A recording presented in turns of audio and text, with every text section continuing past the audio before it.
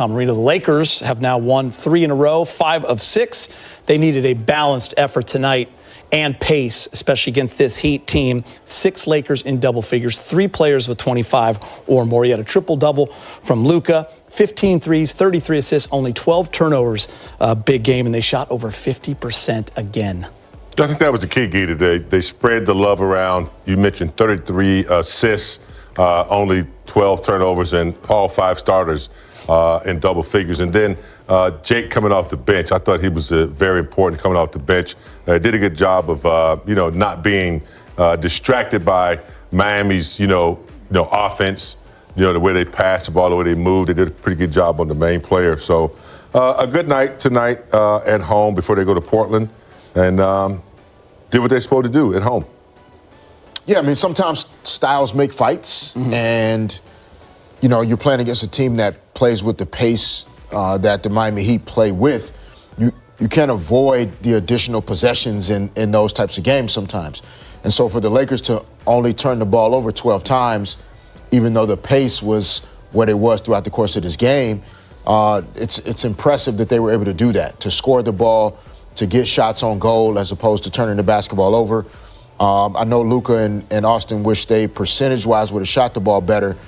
But I forgot to think about something before this game. Like, the first game back home after a week-long road trip is always a little tough.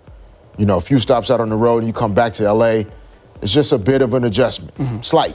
And it just impacts your body clock a little bit. And so we'll see if they can bounce back against the Blazers tomorrow night as far as their shooting. But overall, good night, got the win. See if you can get one on the road now. All about getting the win for sure. Luka with his 83rd triple-double with 29 points, 11 rebounds, and 10 assists. And he had mentioned to Mike there that they left a lot of shots out there. I mean, Luka was just 1 for 11 from 3, but another great performance. With the ball in his hands, good things happen. Bottom line. Without question, as you take a look at the most triple-doubles, 27 and younger, Luka's right there. The big O, still 150. Come on. That's crazy.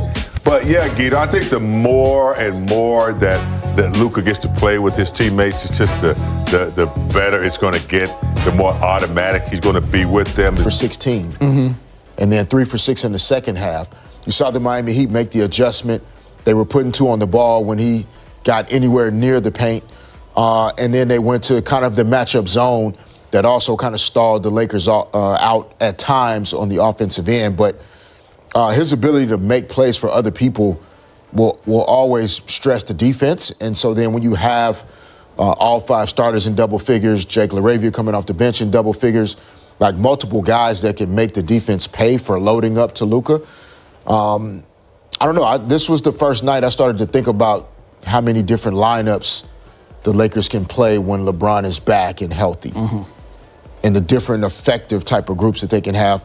Offensively, great groups, versatile, scoring, and then also defensively, they can put some good, versatile groups out on the floor as well. On a night when it wasn't easy for AR and Luka, even though they combined for 55 points and 21 assists, the game ball probably goes to Jake LaRavia because you're going to need to have that performance from a third guy. Rui was great. Marcus Smart gave you something. Jackson Hayes was awesome. We'll talk about all those guys. But Jake LaRavia, guys, continues that hot streak that he is on. These are his last 3 games. He's averaging just under 22%, but it's the efficiency, guys, 78%. He did it tonight on just 13 shots. He was 10 of 13, shooting 67% from 3. But he's also doing the other things, as you see, the steals, the rebounds, the effort on defense. James, he is fitting in perfectly, and Luka talked about it with Mike Trudell. He said he's just getting better every single game, and you're seeing it. The confidence, also being aggressive, and he fits. Only 1 turnover, too, Geeter. He's very capable, very anything, uses his abilities, his size, and he gets the job done. Yeah, his game fits really well, as you said, Geets, with this roster. He's capable of doing things off the dribble. But with the Lakers, he won't have to. Everything he needs to get done can happen with 1 to 3 dribbles max. And so that's going to really bode well for him. Again, Luka and Austin being healthy, when they're both in the lineup, I think tonight, out of the 33 assists, the 2 of those guys had 21 of the 33 assists.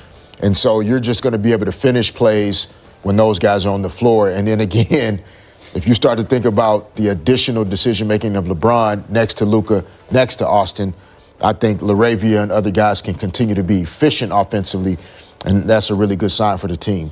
Fish, how impressive have you been with his bag? I mean, when he first came here, we talked a lot about his shooting, and he does have a quick release, and he can hit the three ball, but you're seeing him run the lane a lot. He's getting some fast break points. He's also finishing around the basket, and he's been in trouble late in the shot clock and been able to find a way to get a bucket as well in these last few games. Yeah, I mean, you know, I got a chance to see LaRavia a little bit at Wake Forest, and so I liked his versatility then. Not a well-known guy. His name didn't pop off the charts, but he definitely has a bag that's larger than most people think. But smart young players in this league understand I don't need to open my bag up as wide as other people. I can get things done only using 1 to 2 of my tools when I'm playing next to some of the greatest offensive players in the game today. And then I only need to pull my extra tools out as need. And he's doing a good job of it so far. Big Game, you and I have been together a long time, so I know when you look at that box score, you see the 25, but your eyes go to the 8 rebounds, the 3 assists, and the 4 steals. Yeah, he's definitely not one-dimensional. He gives you what you need in just about any category. You can pass, you can shoot, you can rebound. He adapts to whatever the lineup is. Defensively, I like his effort there as well. So I do love the versatility, and, you know, I think as the season continues, he's only going to get better the more time he gets on the floor with different players. And so, yeah, he's a nice pickup. And so far, he's proven that he's beneficial. All right, well, let's phenomenal baseball game. Phenomenal. Yeah. And now we turn our sights and everything else towards the Lakers. Our focus. We can celebrate the Dodgers. Let's get right to it. Luka Dončić was back in action Friday against the Grizzlies, and he picked up where he left off. 44 points.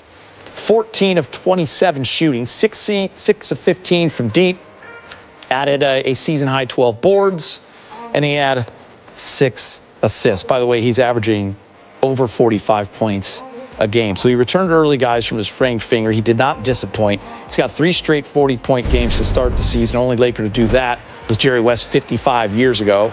Big game. It's been fun to watch. It has.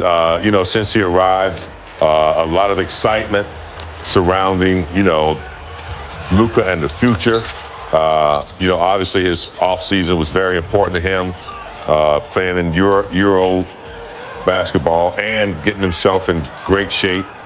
And he has a full year. You know, got a home here now, and he's settling in, and just a remarkable player. You know, the numbers that he puts up and the impact that he has on the game and the players around him just continues to, you know, be phenomenal. I mean, it was interesting to feel like we still had to wait and see how he was going to perform after the amazing offseason. Yeah.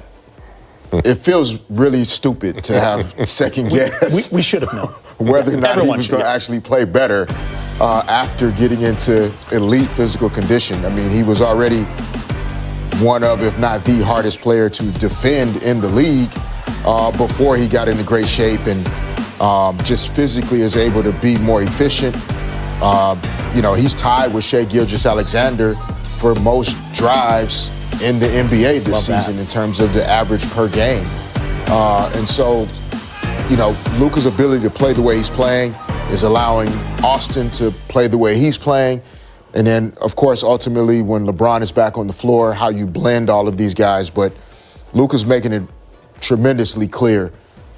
He was very intentional this offseason, and his play says so. Yeah. All right, for more on tonight's matchup versus the Miami Heat, let's check in with Lakers reporter Mike Trudell, joining us live from Crypto.com Arena. Mike! Hey guys, before we get to Redick, you know, James and Fish, I don't know, have you heard about Geeter's week and just what he did on the softball field in a game? Look, we're talking about the Dodgers, okay? We're talking about the Lakers. It's been a good week. But Geeter, all right, his team needed 1 run to secure the game. He gets up there, gimpy leg, bad calf, bad everything, cranks one to the outfield, calls game. I've reported this out, Fish. Okay? Yeah. I've called multiple people about this, guys. Calls game for his squad to advance to the postseason. Just wanted to make you aware. Fish, big game. Any thoughts on that? We got Geets Gibson in. Listen, I'm the oldest guy in that softball league, and I didn't even run to first base. I just put the hand up and ran right into the dugout. Big game.